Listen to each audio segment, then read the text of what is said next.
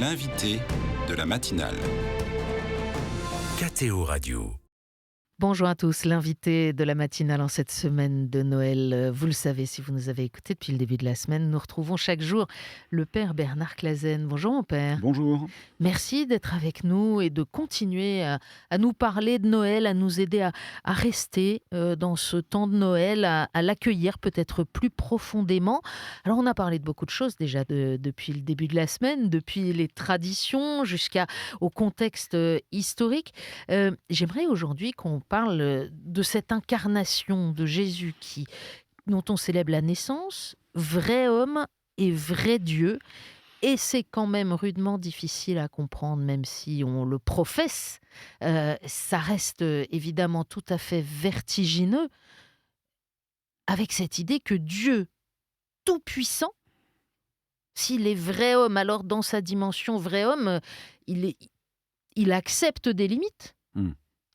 Oui, bien sûr, c'est ça le mystère de l'incarnation, et c'est complètement incompréhensible par, tous nos contemporains et même par les théologiens. Ça fait quand même l'objet des débats des premiers siècles de l'Église. Les 7 premiers conciles œcuméniques sont fondés sur ce débat, jusqu'à celui de savoir si on peut dire de la Vierge Marie, par exemple, qu'elle est mère de Dieu ou mère de Jésus. Voilà, donc il y a une petite nuance, quoi, et donc finalement, c'est mère de Dieu qui l'a emporté. C'est-à-dire que le petit Jésus est Dieu fait fragile, même s'il faut lui changer ses couches. Et C'était ça la question. qui reste fragile même s'il est crucifié. Alors évidemment, voilà, c'est ça, et qui reste Dieu. Alors, c'est la figure d'un Dieu qui se donne. Et alors à Noël, en particulier, c'est la figure d'un Dieu qui nous fait complètement, qui nous fracasse complètement toutes les idées d'un Dieu tout-puissant. C'est-à-dire d'un Dieu pagano-juif ou judéo-païen. Et qui reste encore dans les têtes chrétiennes, qui reste encore dans toutes les têtes, quoi. C'est-à-dire, si Dieu est Dieu, pour la plupart des gens, alors il doit être tout-puissant. C'est-à-dire, Mais il est tout-puissant, on n'arrête pas de le dire, Dieu alors, tout-puissant. on n'arrête pas de le dire, mais on le dit souvent à faux. C'est-à-dire, nous, qu'est-ce qu'on pense, qu'est-ce qu'on croit être la toute-puissance ? Eh bien, on croit que c'est notre puissance, puissance 10. Or, notre puissance, elle est méchamment polluée, si j'ose dire. Nous sommes très pervertis par le désir de toute puissance. Donc la puissance, la capacité est déjà polluée par le désir d'avilir, le désir de dominer, de le faire savoir. Alors moi, je crois qu'il faut comprendre la toute-puissance de Dieu sous un tout autre angle. C'est-à-dire, c'est celui qui met tout en mouvement, qui met tout. Le vocabulaire médiéval dit « il met tout en puissance ». Alors c'est un peu subtil, mais ça veut dire par exemple qu'un séminariste est un prêtre en puissance, en devenir si vous voulez. Un enfant il est enfant pleinement, mais il est adulte en puissance. Un adolescent, on espère tous que ce soit un adulte en puissance. Mais alors Jésus, c'est un homme qui est Dieu en puissance ? Non, c'est que Dieu, quand on dit Dieu tout-puissant, ça veut dire qu'il met tout en mouvement, en tension, c'est-à-dire qu'il est le but de toute chose. Il est le terme de toute chose. Il est la raison et le terme. Il est l'alpha et l'oméga.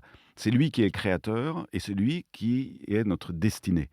Et entre les deux, alors on va pas lui interdire d'agir concrètement contre, par exemple, les miracles, contre les lois de la physique. Mais entre les deux, en gros, il ne fait que, si j'ose ainsi m'exprimer, éveiller en nous le désir de lui. En cela, il est tout-puissant. Et sans arrêt, il éveille en l'homme le désir de lui. Alors sous des formes que l'homme essaye de traduire tant bien que mal. Alors ce désir de Dieu peut se traduire par exemple dans un désir de grandeur, un désir d'absolu. Il y a des gens qui font des sports extrêmes, moi je crois que c'en est pas loin. Ils veulent connaître le frisson maxima. Pourquoi ? Ils veulent atteindre leurs limites. Pourquoi ? En fait, ils sont attirés. On comprend ce désir du cœur de l'homme, car au fond, ce désir, il est inscrit dans le cœur de voilà, l'homme, de rejoindre cet absolu. Mais quel est le désir du cœur de Dieu qui veut s'incarner dans nos limites ? Alors voilà. Alors, une fois qu'on a compris que Dieu est tout-puissant, alors le fait qu'il abandonne, qu'il devienne petit enfant, nous fait, mais ça, nos statues d'idoles se fracassent, quoi. Et d'ailleurs, il y a un récit évangélique apocryphe qui raconte ça. Vous savez, quand Jésus descend en Égypte, petit enfant, toutes les idoles tombent. Mais c'est quelles idoles? C'est l'idole que nous avons faite de Dieu. Parce que nous voudrions que Dieu soit tout-puissant, qu'il intervienne dans l'histoire, qu'il fasse gagner la guerre contre les Romains, qu'il donne la fortune à monsieur machin, qu'il donne de nombreux enfants à madame Trucmuche. On voudrait ça. Et lui, il arrive comment? En disant non, non, les gars, je peux rien faire pour vous, au contraire, vous pouvez tout faire pour moi. Il faut me nourrir, il faut me changer mes couches, il faut me consoler parce que je vais dormir cette nuit, je vais avoir mal aux dents. Il faut tout faire pour moi. Et ça fracasse les idoles, quoi. Et donc voilà, le grand bug de la nativité, c'est ça. On peut évidemment passer du temps à le méditer Ah et bah oui. en même temps admettre que ça dépasse complètement notre raison. C'est-à-dire qu'il y a un moment où notre cerveau bug Oui. sur ce sujet. Oui, parce qu'on a des idées sur Dieu. On a des idées sur Dieu et Dieu nous oblige à décaler ces idées, à les bouger sans arrêt. Il faut sans cesse, c'est ça le côté pénible du théologien, c'est qu'il est sans cesse en déplacement. Remarquez, je crois que l'astrophysicien aussi. C'est-à-dire, dès que vous faites vraiment des recherches approfondies, vous êtes toujours en déplacement, quoi. Ouais. C'est-à-dire, toujours, il y aura un truc qui va ébranler vos certitudes, il y aura toujours de la nouveauté.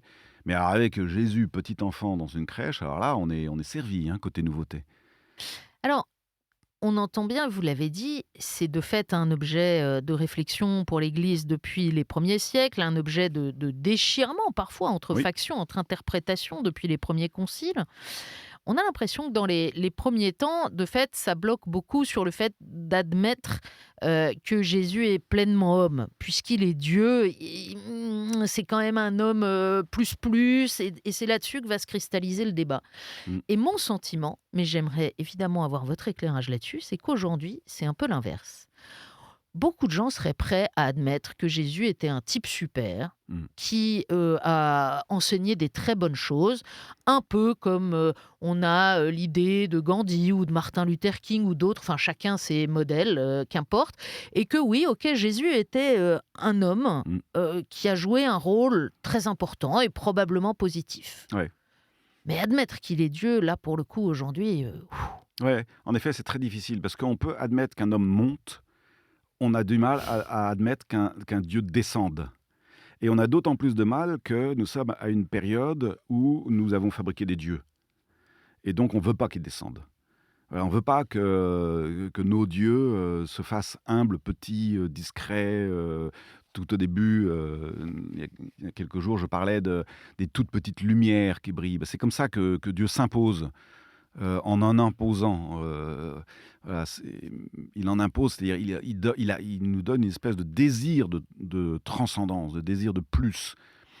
Alors, en effet, je crois que beaucoup de gens aujourd'hui ont du mal avec la divinité de Jésus. C'est-à-dire le fait que ce soit Dieu fait homme parce que nous voulons à tout prix revenir sous des formes païennes, plus faciles à comprendre. Le christianisme est une religion pas facile à comprendre, qui décale l'intelligence, qui oblige l'intelligence. Elle la décale et elle l'oblige. C'est-à-dire vous êtes obligé de réfléchir. Et donc un grand nombre disent on préfère ne pas trop réfléchir. S'il vous plaît, monsieur l'abbé, dites-nous ce qu'il faut faire dans la vie. Et ça nous suffit. Eh ben non. On a un Dieu qui décale tout, y compris les idées qu'on se fait sur Dieu. Vous nous disiez en début de semaine combien les chrétiens avaient dès l'origine célébré la mémoire de Pâques et avaient mis un peu plus de temps à installer la célébration de Noël, à la fixer et à lui donner son sens. En même temps, Père Clasen, dans la célébration de Noël, il y a déjà Pâques. Ah oui. Ah oui, oui, bien sûr. Alors il y a déjà et la passion et la résurrection. Alors on le dit beaucoup, bien sûr. Mais je pense qu'à chaque période de l'année, sa méditation spécifique, quoi. Alors, par exemple, je crois que ce serait intéressant de voir comment, dans la célébration de l'Eucharistie, il y a autre chose que la passion et la mort et que la passion et la résurrection du Christ. Aujourd'hui, le point focal, les projecteurs sont braqués sur cette interprétation de la messe, de l'Eucharistie, de la communion eucharistique. Or moi, j'aimerais bien, comme le fait l'Occident, comme le fait l'Orient, l'Église d'Orient, braquer davantage le faisceau lumineux sur le fait que la messe, c'est une incarnation. Alors c'est très curieux alors on le voit, par exemple sur les iconostases. Vous savez, c'est cette paroi dans toutes les églises d'Orient, en Russie, en Grèce, ailleurs. C'est une paroi qui sépare l'autel de l'assemblée et il y a des portes donc qui s'ouvrent sans arrêt. Et quelle est la porte? Qu'est-ce qu'il y a peint sur la porte principale?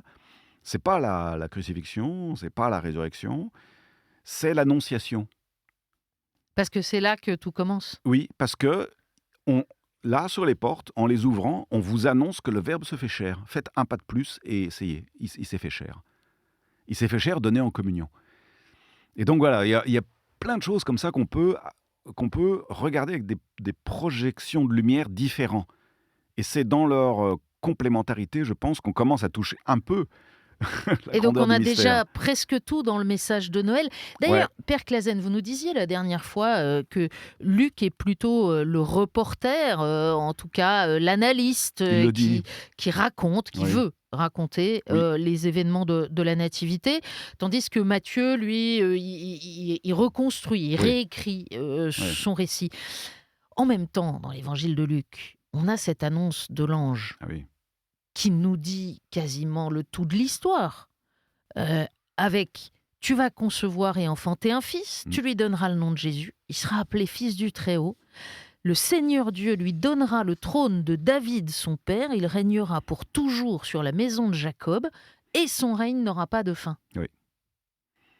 Ah oui, oui, c'est un très très beau texte. Alors c'est très certainement ça un procédé d'écriture hein, de Luc qui va chercher des miettes éparses dans l'Ancien Testament, c'est-à-dire complètement génial comme type d'écriture.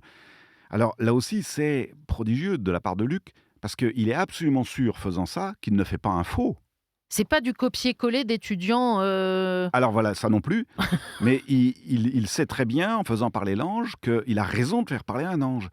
Et il va le trouver ça dans Isaïe, dans Ézéchiel, il va regrouper des phrases, un peu comme le Je vous salue, le Je vous salue Marie qu'on récite aujourd'hui, qui est une recomposition à partir de quelques bribes prises ici et là dans l'écriture. Eh bien, ce texte-là, personne n'était là pour prendre des notes de ce qu'a dit l'ange, et sûrement pas Luc. Et donc, il l'a réécrit. Mais en effet, en le réécrivant, il a voulu tout y mettre. Parce que ça raccroche l'événement de la venue du Christ à toute l'histoire de Ah, l'alliance de exactement, Dieu avec le peuple exactement, hébreu. exactement. C'est la germination qui est déjà en place dans le limon immense de l'Ancien Testament. Et donc, et Luc, quand pareil avec le Magnificat, pareil avec le Benedictus, c'est ces grandes hymnes que Luc construit dans la bouche de la Vierge Marie, et qui sont des recompositions. Mais Luc est absolument persuadé, et moi aussi évidemment, que Dieu a parlé dans l'histoire, qu'il a parlé dans l'Ancien Testament bien entendu, et que dans l'Ancien Testament il y avait déjà les semences du Verbe. Évidemment, évidemment. Mais même il faut aller plus loin. Il y a dans le monde entier, dans le monde créé, les semences du Verbe. Et donc le païen, au fin fond de sa forêt d'Amazonie, a quelque chose des semences du Verbe. Alors évidemment, lui, vous parlez de Jésus-Christ, il comprend rien. Mais il a des intuitions.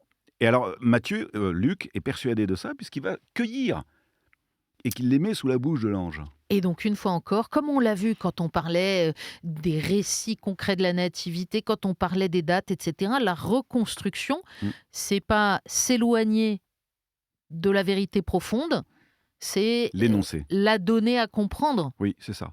à ceux qui lisent. L'énoncé sous une forme poético-littéraire remarquable. C'est un morceau d'orfèvrerie.